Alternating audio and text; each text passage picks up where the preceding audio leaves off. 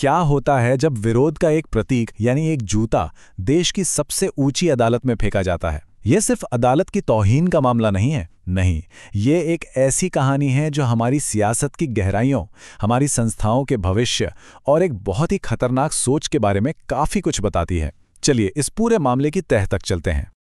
जरा सोचिए, देश के सुप्रीम कोर्ट में कार्यवाही चल रही है और अचानक एक जूता हवा में लहराता हुआ देश के चीफ जस्टिस की तरफ जाता है। ये कोई आम विरोध प्रदर्शन नहीं था, ये एक ऐसी घटना थी जो पहले कभी नहीं हुई और ये हमें एक बहुत ही अजीब सवाल पर लाकर खड़ा कर देता है। आखिर कोई ऐसा करेगा क्यों? तो इस क्यों का जवाब जानने से पहले हमें यह समझना होगा कि असल में क्या हुआ था। तो चलिए उस दिन अदालत में जो कुछ हुआ उसे ठीक से देखते हैं। तो हुआ ये कि 70 साल के एक वकील राकेश किशोर ने चीफ जस्टिस की तरफ जूता फेंका और नारा लगाया, सनातन का अपमान नहीं सहेगा हिंदुस्तान। लेकिन इससे भी ज्यादा हैरान करने वाली बात यह थी कि इसके बाद क्या हुआ। अदालत ने कोई केस दर्ज नहीं किया, पुलिस ने उनका जूता उन्हें वापस कर दिया। सोर्स इसी को एक ऐसी उदारता बताता है जो अपने आप में बहुत कुछ कह जाती है। चीफ जस्टिस गवाई का रिएक्शन काफी शांत था। उन्होंने कहा, हम विचलित नहीं हैं, इन चीजों का मुझ पर कोई असर नहीं पड़ता। हाँ, ये जवाब बहुत गरिमा वाला है, पर यहां एक बड़ा सवाल खड़ा होता है। क्या इस तरह के खुले हमले को नजरअंदाज कर देना सही है? क्या इससे गलत मिसाल नहीं बनती? तो सवाल वही है, एक सीनियर वकील देश के चीफ जस्टिस पर जूता क्यों फेंकेगा? सोर्स के मुताबिक ये कोई अचानक आया गुस्सा नहीं था। इस आग को तो महीनों से हवा दी जा रही थी। इस हमले की जड़ें एक अदालती सुनवाई में की गई एक छोटी सी टिप्पणी से जुड़ी हैं, जिसे बाद में एक हथियार बना लिया गया। तो देखिए ये सब कैसे हुआ।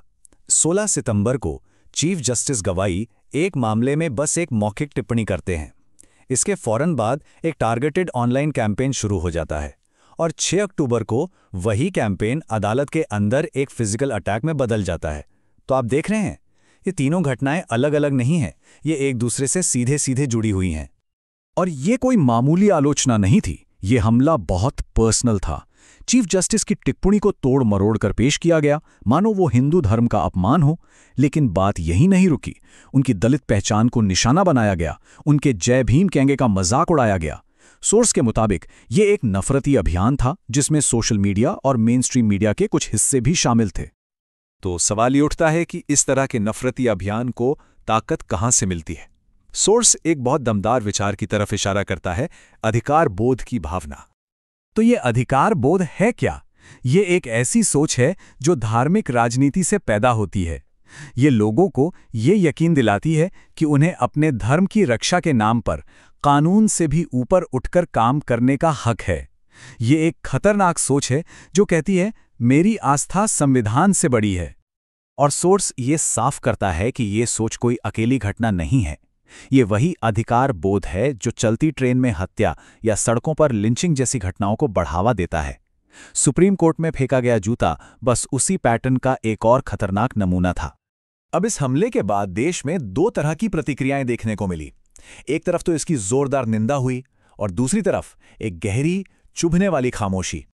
कांग्रेस अध्यक्ष मल्लिकार्जुन खड़गे जैसे विपक्षी नेताओं ने इसे अभूतपूर्व और शर्मनाक बताया और कहा कि ये न्यायपालिका की गरिमा और कानून के राज पर सीधा हमला है। तमिलनाडु के मुख्यमंत्री M.K. स्टालिन ने इसमें एक और एंगल जोड़ा।